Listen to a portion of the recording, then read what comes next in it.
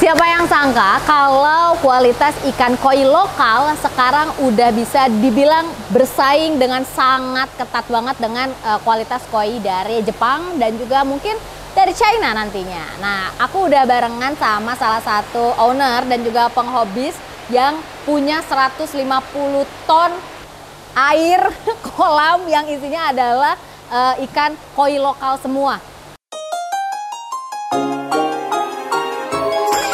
Di sini yang awam jadi paham, semua bisa main koi. Di sini Koispedia, semua bisa main koi. Ada Pak Slamet. Siang. Siang. Dan juga hari ini aku ditemenin sama Om Sugi, yang bakalan ngobrol-ngobrol soal sepak terjang dan kiprah dari si koi lokal ini. Oke, nah Om, kan sekarang gitu kan breeder-breeder lokal itu kan udah semakin apa ya, semakin termotivasi lah gitu ya untuk bisa membesarkan ikannya dan juga membuat ikan-ikannya itu bisa kualitas show. Nah pertanyaannya adalah kenapa sih Pak jatuh cinta sama koi lokal bisa sampai sebanyak ini gitu Pak Slamet? Tepatnya sih saya suka ikan. Oke. Ikan apa aja juga saya suka. Oke. Gitu loh. Cuman kebetulan koi ini kan di Indonesia terbagi koi yang asli di Indonesia, yang diterapkan di Indonesia, ada terus koi yang import ya. Iya. Saya penggemar koi show. Nah, di koi show tuh dipisah-pisahkan antara koi semua, pertarungannya adalah semua, sama khusus ada penghargaan untuk koi lokal. Oke. Itu beda. Ya. Ya, saya merasa tertantang aja gitu. Saya mikir, masa sih kalau koi lokal nggak bisa gede? Yang penting kan ikan dikasih makan, asal makannya bagus, bakatnya bagus, harusnya juga bisa. I see. Ini mulai kapan Pak? Apanya? Koi lokal? Main koi lokal? Dari awal ada. Oh, dari awal udah ada ya? Dari awal ada. Oke. Gitu. Cuman kalau dulu, saya campurin. Sekarang saya pisahin, antara yang lokal sama yang import. Oke. Nah, ketika dipisah antara koi lokal sama koi import, ada perbedaan nggak Pak? Nggak ada. Sama aja berarti? Sama aja. Oke, I see. Nah, sama aja. dari sisi memelihara gitu kan, atau keeping ikan lokal dengan ikan impor itu lebih susah mana Pak? Kalau menurut saya sih sama aja. Oke. Sama aja. Bedanya mungkin kalau ikan tuh baru datang dari Jepang, pasti perlu waktu untuk adaptasi. Ya. Tapi sama aja sih, ikan lokalnya juga dari sebelah mana. Misalnya ikan lokalnya datangnya dari Jawa Timur. Ya. Sama juga mesti ada adaptasi. Oke. Mungkin adaptasi ikan lokal lebih nggak sesulit adaptasi ikan Jepang kali ya. Karena perbedaan suhu atau udaranya kan jauh. Iya, iya. Kalau yang lokal kan ibaratnya udah biasa lah dengan biasa. Suhu kita gitu. Betul. Ya. Kayak kita pergi ke Jawa Timur kan mungkin adaptasi ya, tapi kan nggak sampai parah banget. Iya, iya, betul. Cuman kira-kira sih sama aja. Oke. Nah, kalau Om Sugi nih, dengar-dengar kan dulu sempet juga main koi lokal nih. Sekarang masih Om? Enggak, sekarang saya enggak. Oh, sekarang udah enggak. Nah, ada pengalaman nggak yang bisa diceritain sama teman-teman Koispedia waktu sempat keeping koi lokal? Oh iya, kalau saya kan main koi lokal tahun 98-99. Oh, saya baru 5 tahun lah. 5 tahun. Jadi waktu itu memang petani kita belum terupgrade seperti sekarang. Oke. Ya, jadi dulu mungkin kalau kita main ke Blitar, indukan mereka di ukuran 40, 50 paling terbesar. Gitu. Ya. Kalau sekarang mungkin di koi lokal kita indukan juga udah ada yang 60, 70, bahkan ada yang juga 80, udah ada upgrade mereka. Sudah upgrade. Jadi secara kualitas memang berbeda. Oke. Kalau dulu ikan koi lokal zaman dulu 20 tahun yang lalu kalau kita push makan, perutnya besar. Oh. Jadi kita bilang pot belly. Oke. Jadi dia tidak memanjang tapi perutnya membesar. Buncit gitu ya? Buncit. Oke. Kalau sekarang? Kalau sekarang kita push makan, ya dia grow.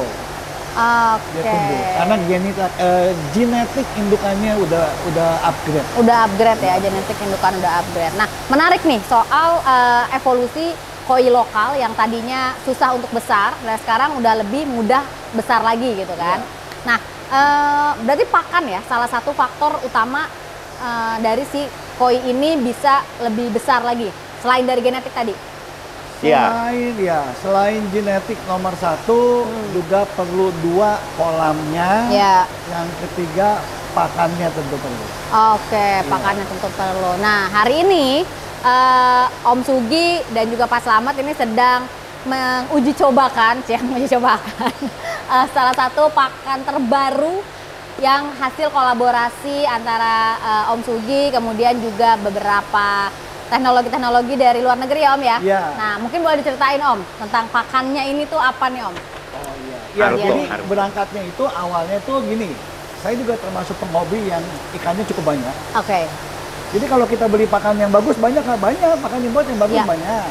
Saki Ikari, JPD, High Seal, mungkin ada Odakan, Sakai, bagus semua itu bagus.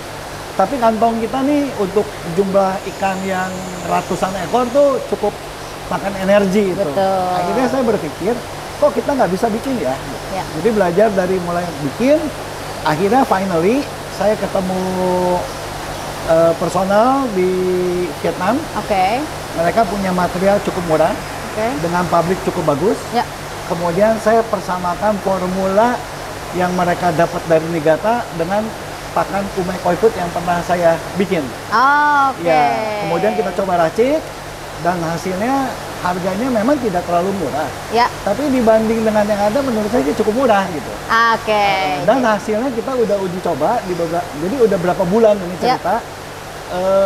Ada teman-teman yang nyapu kacenya Susin pakai produk ini. Yang menang itu. Itu pakai ini. Pakai ini. Jadi kita hand carry langsung dari sana bawa berapa puluh kilo gitu, dikirim pakai udara. Kita udah coba gitu. Nah, setelah kita coba juga ada teman-teman kalau beli makanan ikan suka ribut nih. Packing 10 kilo. Begitu dibuka dia harus siapkan Tupperware. Kadang-kadang nutupnya nggak benar, semut masuk. Kadang-kadang nutupnya nggak benar, lembab dia. Akhirnya saya berinovasi di dalam packing 5 kilo ini, di dalamnya itu udah saya packing sekilo-sekilo. Coba. Ini sekilo. Kita boleh buka. Boleh dibuka ya, kita lihat ya guys. Ini merupakan salah satu inovasi yang luar biasa loh ini, karena proses penyimpanan pakan itu kan tricky juga ya Om ya. Jadi nggak semua orang bisa menyimpan dengan baik gitu. Tetap baik kualitasnya. Jadi di dalam tinggal diambil 1 kilo dan sudah di vacuum. Sehingga aman. Ini vakum sealant lagi. Mantep nih. Jadi sehingga aman. Kalau kandungannya sendiri nih Om, apa aja nih Om? Kandungannya sih di sini udah pasti pakai white fish meal untuk grow. Kemudian dia ada vitamin lain, listin probiotik. Kemudian saya masukin silkworm untuk ngebantu muscle-nya ikan. Muscle-nya ikan. Nah, ini variasinya hanya growth aja atau ada yang color juga? Ada 1 growth, 1 color enhancer. Itu colornya tipikalnya dia lebih soft, memaintain gitu. Maintenance ya. Tidak terlalu hard tapi gitu, bisa bikin tebal tone color. Nah, apakah ini suitable untuk ikan lokal atau hanya suitable untuk ikan internasional aja nih? Kita udah coba di ikan import pasti saya. Kemudian kita udah distribusi. Sekarang di Jogja juga sudah mulai uji coba.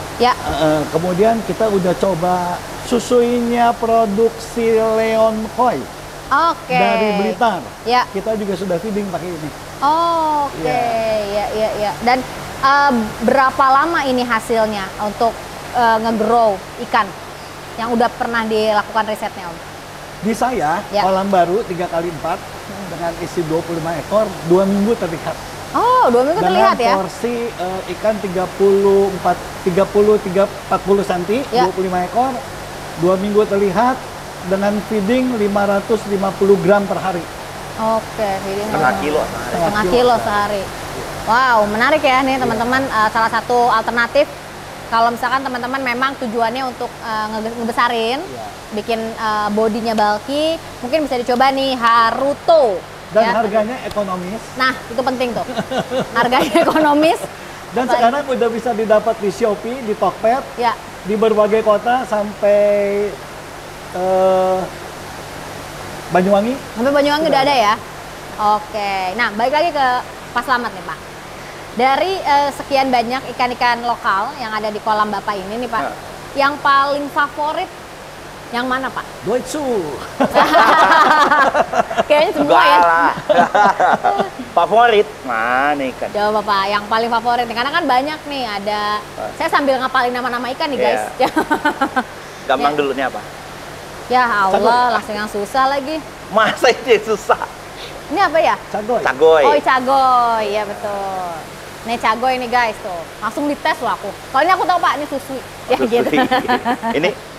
Ini aku tuh taunya kalau yang satu warna platinum gitu taunya ogon aja. Bener ya? Iya, ogon ya? betul. Oke. Itu ogon ya? Itu ogon ya Pak? Oke. Beda, kalau yang putih platinum ogon. Platinum ogon. Kalau yang kuning? Ogon. Ogon aja. Oh. Yang benarnya sih platinum ogon. Oh, oke. Tapi kalau dia ada putih bisa masuk nukasi ogon. Oh, oke. Tapi ya maksudnya bener ya, kalau dilihat ya teman-teman, apalagi buat orang awam nih kayak misalkan aku gitu, melihat kualitas skin lah pertama ya Pak ya, maksudnya yang kelihatan gitu kan, pattern lah terutama. Itu nggak jauh beda ya, maksudnya. Jadi kalau ngomong ikan lokal gini, barometernya gampang ya di Kosho. Barometernya ya. Barometer di Kosho. Tahun saya main itu hampir tidak ada ikan lokal yang menjuarai Kosho. Oke. Tapi tahun ini sampai size 50 kali 45 dia orang bisa fight dan dapat champion. Iya. Sampai kelas 50, 55 Sampai kelas masih 50, bisa ya? 55 fight. Masih bisa fight ya? Ya 60 itu juga bisa. Ya, tapi mayoritasnya 55 ke atas diambil dominasi sama impor. Oke. Nah, tadi kenapa? Mungkin keterbatasan kolam tadi belum sampai. Kalau udah sampai mungkin bisa aja fight. Iya, betul. Ya inovasinya kan sedang berjalan ya Om ya. Sekarang kan. Karena male championnya terakhir juga ada yang sampai over 70 kalau nggak salah. Ya, betul. Terakhir yang ASEAN kan? Iya. Betul. Nah, belum dipilih Pak. Favoritnya Pak? 3 deh, 3. Coba. 3. Aduh. Susah Saya guys. favorit udah tahu saya. Udah tahu. Hajiro. Wah, yang mana tuh Hajiro tuh, baru denger tuh. Ada aku tadi tuh. tuh, ikan hitam. Jadi ikan koi tapi hitam. Black ya? Iya. Full black. Hitam semua. Aku lihat tuh tadi. Hajiro ya itu namanya ya. Karena nyari yang itu hitam susah. Oke. Di lokal? Apa diimpor juga susah? Jepang juga susah ya, yang hitam. Jadi kalau ya. Hajiro itu tepatnya gini, ikannya hitam semua. Tetapi Okay. sirip atas, sirip fin harus ada putihnya. Yang originalnya Hajiro itu. Oke. Mana tuh dia ya? Belum datang nanti kalau Dia datang. lagi muter kayaknya ke sana Lagi nih. muter. Kasih dulu. Lagi muter dia. Hajiro 1. Terus nomor 2 ini. Karashi. Oke. Nomor- Karashi sama Benigo itu bedanya apa Pak? Ya. Warnanya. Oke. Sebenarnya warna karasi yang benar, karasi itu kan bahasa Jepangnya mustard. Jadi Oke. sebetulnya warna karasi yang benar itu yang kuning muda. Begini? Agak begini gitu? Enggak? Bukan. Lebih muda lagi. Tuh. Oh, sana yang itu. Ya. Oke. Nah, kalau benigoi itu ikan warna orange. Ini. Berarti Ya. apa? Syarat benigoi bodinya orange, siripnya juga mesti orange. Ini karasin. Perutnya pun orange. Nah, Ini ini karasin. karasi. Oh, ini Karashi. Ini Karashi. Ya, Tapi yang dia bener. ada shiny-shiny gitu tuh Pak, ada Ya, warna-warna itu itunya. biasanya kalau sisiknya pernah copot atau apa dia keluar shiny. Oh, Tuh, keluar. dan dia kalau makan nggak turun tuh. Oh gitu. Ini ya tadi ya? Iya, ini. Apa namanya? Karasi. Nih. Nah, Hajiro. Hajiro. Lihat depannya siripnya Oh, udah berarti putih. asli dong. Ya, cuman atasnya kurang putih. Ah, gitu kurang bagus. Atasnya kurang putih. Bukan kurang bagus. Pakemnya harusnya ada putih gitu. Oke, tapi tadi siripnya udah ada putihnya ya? Udah. Oke, 2 tuh Pak tadi, Karashi, Hajiro, satu lagi? Satu lagi Showa. Showa yang ini? Tuh. Yang itu tuh. Oh, oke. Oke tuh Showa. Tim Showa lagi. Pokoknya kalau ada orang yang suka Showa, saya nge-ship aja pokoknya. Oke, nah ada tips nggak nih dari Pak Slamet dan juga dari Om Sugi buat teman-teman penghobis baru yang mungkin mereka starting pointnya dari koi lokal? apa yang mereka harus perhatikan, apa yang mereka harus persiapkan kalau misalkan memang starting pointnya mereka itu adalah pelihara koi lokal?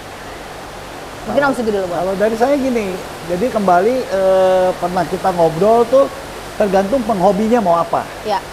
Jadi kalau dia mau isi koi aja lokal, karena mungkin lebih murah, ya sudah belanja aja gitu. Tapi kalau dia sudah mau serius, mau ikan koi lokal yang besar, tentu satu harus cari dealernya, atau cari breedernya. Nah, dua, otomatis harganya bisa berbeda. Betul. Yang mungkin umum, yang asal koi 200.000, 250.000, ini mungkin bisa 1 juta, 1,5 juta, atau mungkin lebih gitu. Sama. Jadi kembali ke penghobinya.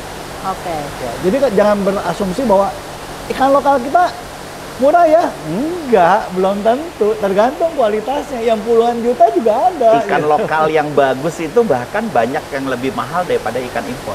Oh, I see. Karena sebetulnya produksi lokal nggak sebanyak produksi dari Jepang. Impor. Produksinya. Secara kuantiti berarti apa ya? Secara kuantiti. Oh, makanya yang bagus pasti mahal.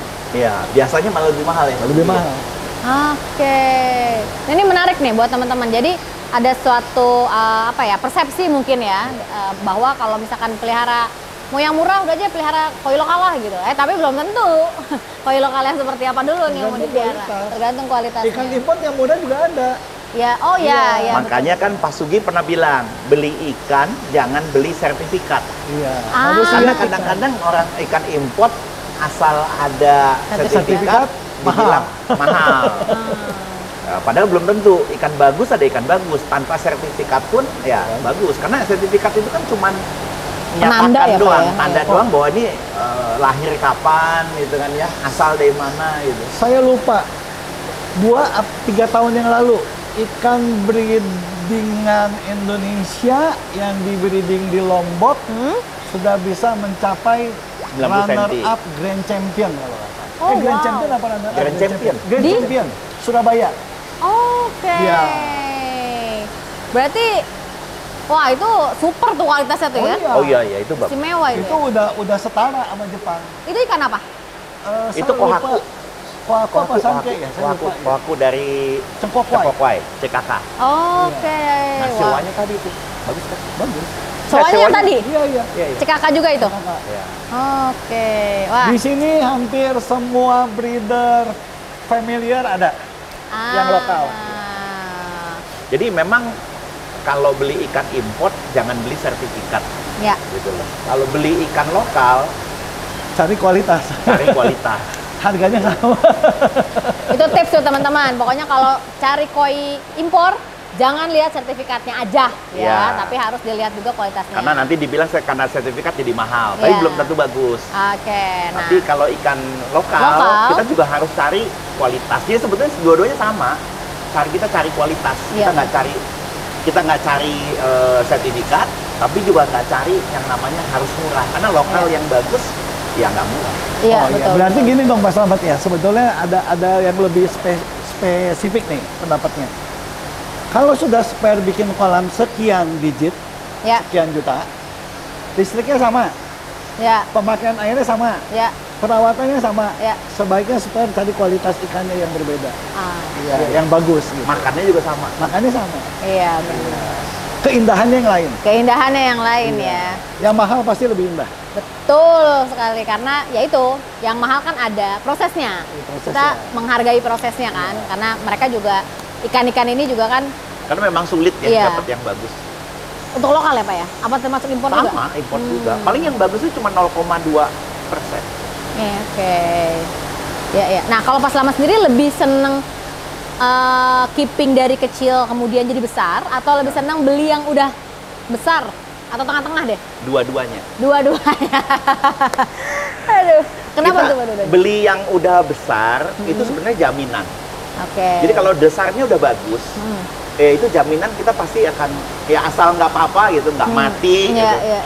Kita keep dengan benar, ya dia akan tetap bagus. Jaminan. Kalau kita beli kecil, itu belum tentu semuanya bagus. Jadi kita beli 10 gitu. Beli 10 itu belum tentu satu bagus. yang masih kecil. Belum tentu 10 bisa segede-gede gini, belum tentu. Gitu. Cuman kan ada kepuasan tersendiri ya. Wah, piaranya dari kecil gitu, jadi bagus gitu loh. Padahal sebetulnya mungkin beli kecil banyak lebih mahal dibanding beli yang gede. Satu gitu ya. Gitu. Ya kan?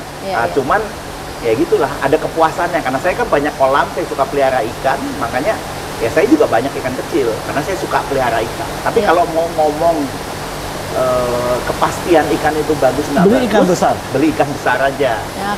Ya mungkin ikan udah berapa senti? Misalnya dari 45 cm, 50 cm gitu. Udah lebih pasti. Ya. Nah, kalau Om Sugi lebih seneng mana Om? Beli ikan kecil apa beli ikan gede?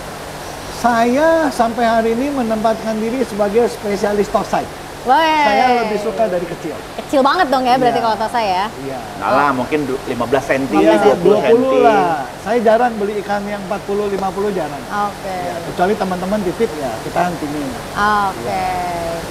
Yes, nah itu dia tuh teman-teman, sedikit tips atau se-fruit tips ya dari orang-orang yang memang sudah expert untuk memelihara ikan koi, terutama ikan koi lokal. Ada Pak Slamet dan juga Om Sugi. Nah, buat teman-teman mungkin kalau misalkan ada pertanyaan seputar ikan koi, baik itu koi impor ataupun koi lokal, ataupun bagaimana cara untuk memelihara ikan yang baik dan benar, boleh langsung aja komen di kolom komentar. Kalian mau nanya apa, nanti kita coba akan carikan jawabannya. Biar apa? Biar kamu yang awam jadi paham. Saya Arinda Casni pamit, sampai ketemu di Koispedia selanjutnya. Bye-bye. Terima kasih.